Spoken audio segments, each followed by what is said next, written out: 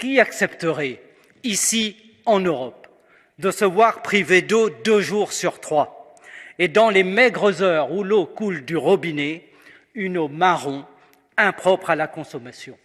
Qui accepterait cela? Cette réalité absolument incroyable est celle de Mayotte, région ultrapériphérique la plus pauvre de l'Union européenne, mais aussi territoire d'un pays, la France, deuxième puissance économique la plus riche de toute l'Union européenne. Cette réalité, mes chers collègues, résulte certes des conditions climatiques nées d'une sécheresse historique, c'est indéniable, mais elle dit aussi l'imprévoyance et la mauvaise gestion des fonds européens par l'État, car des investissements sur le long terme auraient dû être réalisés et terminés, ils ne le sont pas.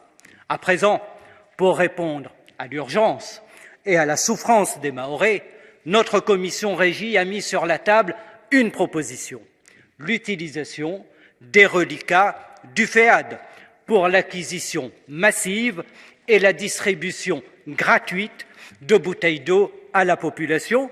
La Commission peut-elle nous dire si la France a retenu cette piste?